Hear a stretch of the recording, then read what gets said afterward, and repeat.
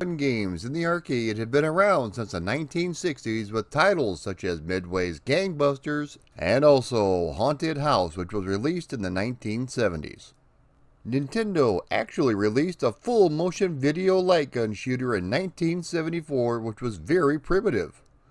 You didn't even have to aim your gun, just pull the trigger faster than your opponent. The name of the game was Wild Gunman, the same name Nintendo would reuse over 10 years later on its other sprite-based light gun shooter. The genre got a huge shot in the arm in 1987 with the worldwide phenomenon Operation Wolf.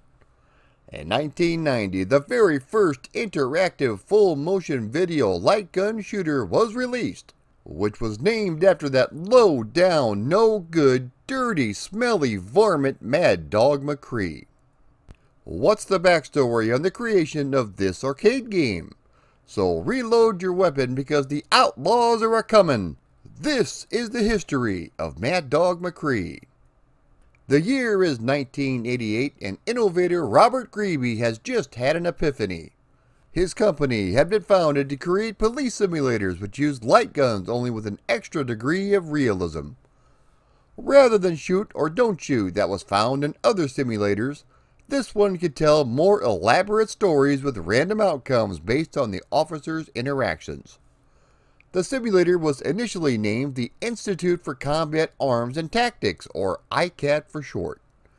Despite the hefty price tag of $30,000 apiece, the system was very successful. Thanks to the use of an Amiga computer with a LaserDisc player, they were capable of including dozens of different endings depending on the scenario. According to Mr. Greeby, I was looking over some photos of people trying out our police simulator when I had a aha moment. This was when I realised that this device could be used for entertainment and not just for training. Mr. Greeby decided to rebrand his company as American Laser Games and wanted to create something similar to his police training simulator. He didn't have the budget to go to Hollywood, so he looked to his own backyard, which was New Mexico, and decided upon a Wild West scenario. The timing of his new company couldn't have been better, because arcades had been in a bit of a slump thanks in part to the more powerful home consoles. Why would anyone go and spend 25 or 50 cents on an arcade game when they could get a similar experience at home? Nintendo or Sega could not replicate what American Laser Games were able to achieve in the arcades as far as graphics and storage space, so this gave them the upper hand. Since this was strictly a low-budget affair, hiring a big-name actor was out of the question. The role of Mad Dog McCree was portrayed by a local rancher by the name of Russ Dillon. While Dillon had the stature of a nasty, nefarious varmint, looks-wise, he just wasn't cutting it thanks to his blonde hair and blue eyes. A lot of messy hair dye, makeup, and a change of wardrobe, and even his wife didn't recognize him at first.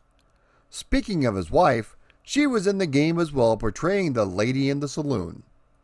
Russ would also portray various other characters in the game as well. Western actor and director Ben Zeller played the old prospector who guides you throughout your journey. Mad Dog McCree was released in 1990 in the arcades. You take on the role of the unnamed stranger who finds out that the mayor and his daughter have both been kidnapped by a group of varmints led by the evil Mad Dog McCree.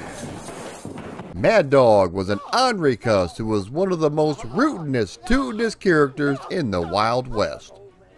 The entire town fears him, so it's up to you, along with a little help from the old prospector, to guide you along the way to rescue the mayor and his daughter and save the day. This is a light gun game where you are armed with a 6-shooter and have to take out the bad guys before they shoot you. Once you disperse all 6 of your bullets, you have to reload your gun as quickly as possible. If you are shot though, you lose a life. Be on your toes though, because you only have 3. Watch out for the innocent bystanders, because if you accidentally shoot one, you lose a life. Quick draw duels with random villains will pop up on occasion.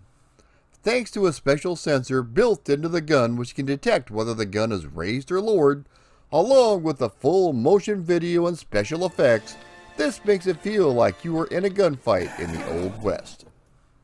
You will visit various locations, such as a bank, a saloon, and an old mine. If you are good enough, you can play through the game in about 20 minutes, finally facing off with Mad Dog McCree at the very end. The game is open-ended, and it sets up a sequel quite nicely. There were a few iterations of the hardware, including a LaserDisc, a 3DO powered model, and the aforementioned Amiga with a LaserDisc attachment. Similar to 1983, the LaserDisc units kept burning out, so they were replaced with a customized 3DO version. Unfortunately, these would eventually burn out as well. In 1992, Mad Dog 2: The Lost Gold was released in the arcades. The game is a bit more interactive than the first one, giving you your choice of 3 guides in the game: Buckskin Bonnie, the Professor, and Shooting Beaver. There is much more to the story this time around, but the gameplay remains the same. There is also a subplot where you have to locate Mad Dog's lost gold.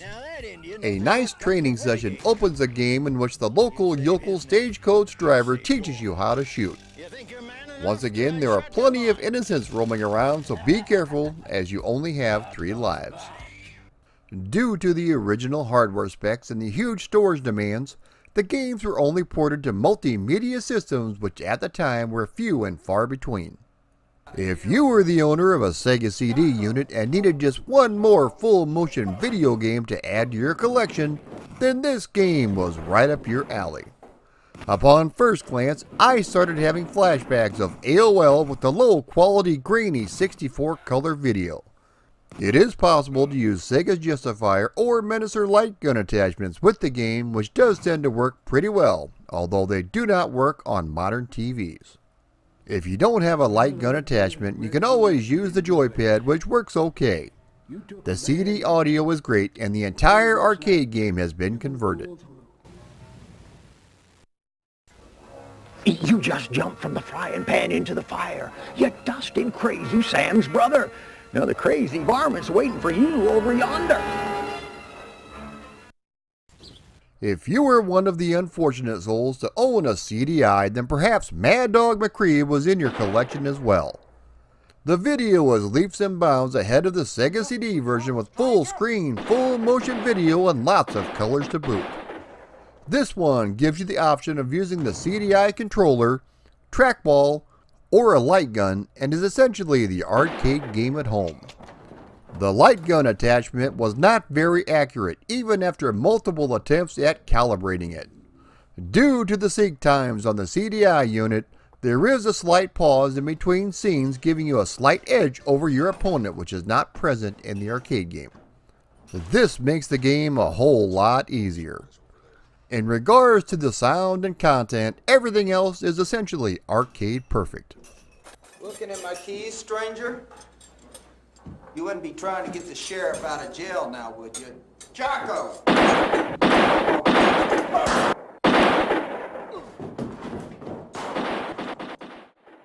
Considering the arcade game used an actual 3DO in certain machines, you would think we would get an almost arcade perfect version on the home unit as well. Unfortunately, that is not the case. While the video looks nice for the most part with plenty of color, the problem lies in the gameplay. The pointer moves way too slow, making it very frustrating to play. They did release a light gun attachment, but I didn't have one to test out, so I'm not sure how well it works. Otherwise, this is essentially the arcade game. You handle yourself, Pilgrim. You spray a little lead in harm's way. That'd be tricky, but we'd be forever beholden to you. We're simple folk. But the game was released for MS-DOS, but unfortunately it ran in a window at a lower resolution and lower colors. 2 years later, they released a version for Microsoft Windows, which included full screen video as well as a higher resolution and more colors.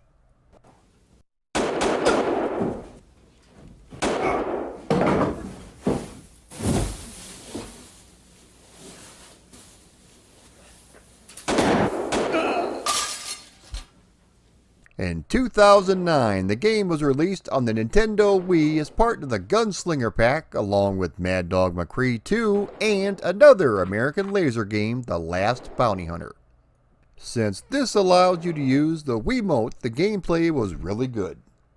The video was also well done along with the sound, making this an excellent version for the home. Wait, forget about me. Mad Dog's got my daughter inside.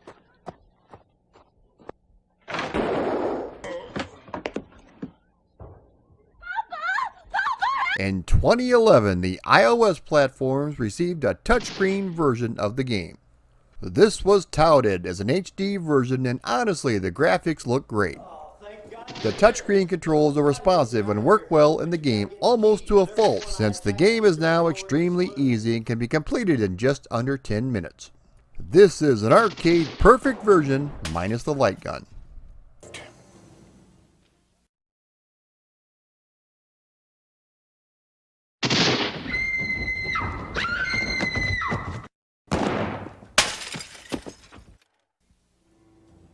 Sticking with the touchscreen versions, the 3DS also received the game with even better visuals and slightly better audio. The same as the iOS versions, the touchscreen works great, but again, everything is a whole lot easier, which makes the gameplay experience a whole lot shorter. What we need's a gunslinger. Thank God you're here. Look, you gotta get me out of here. The absolute best version that I've seen so far has to be the PS3 version, which was released on the PlayStation Network. This features remastered 720p video and the ability to use the PlayStation Move controller in place of the light gun. Everything from the arcade game has been included, and it all looks and sounds great.